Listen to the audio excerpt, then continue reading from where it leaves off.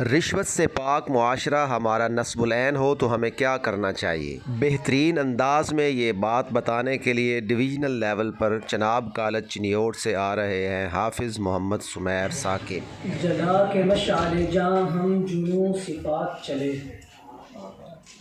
جو گھر کو آگ لگائے ہمارے ساتھ چلے،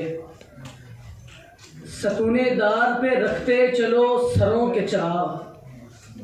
جہاں تلک یہ ستم کی سیاہ رات چلے۔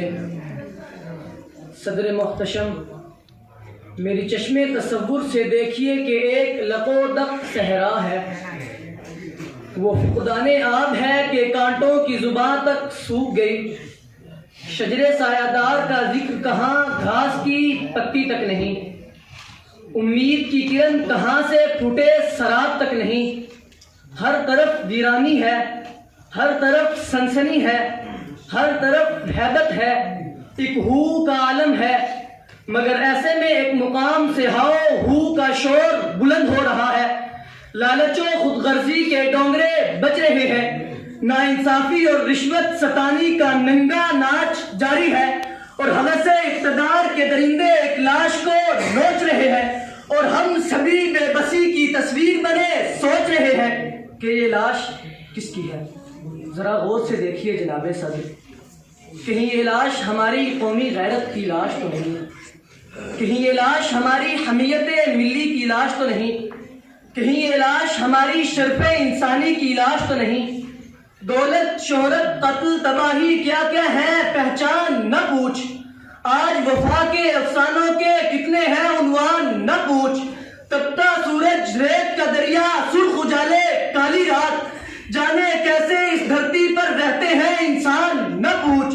جھوٹ، دغا، نفرت اور رشوت ذہنوں کے نیلام ہوئے ہیں، اور ترازو میں سونے کے تلتے ہیں ایمان نہ پوچھ،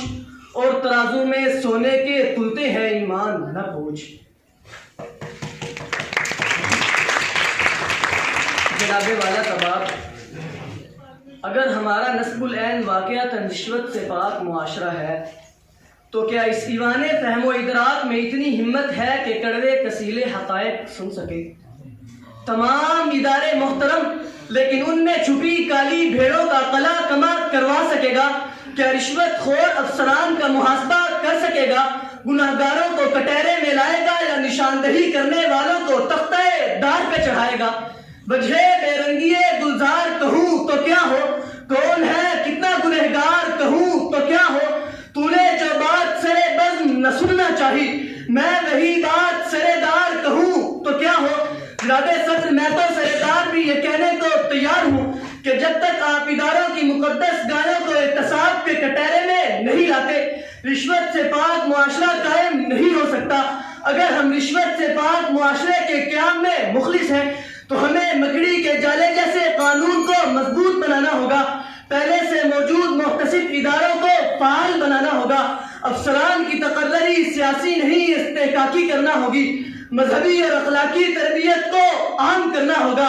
زرد صحافت کو سچائی کے رنگ میں رنگنا ہوگا، اور عوامی طاقت سے سیاسی ناانصافی اور ظلم کو نیست و نابود کرنا ہوگا، اور قلم کے زور سے علی وقار، قلم کے زور سے رشوت کی اندھیر نگری میں انصاف و استحقاق کا سورج طلوع کرنا ہوگا۔ لکھو کتاب شاہی نہیں مزاج عوام، شکست کھا کے رہے گی چراغ سے ہر شام، ہر ایک عہد میں ہوں گے ہزار گل اندام، ہر ایک عہد میں آئے گا عشق پر الزام، جہاں بھی مطلع حق پر سحاب اٹھے گا،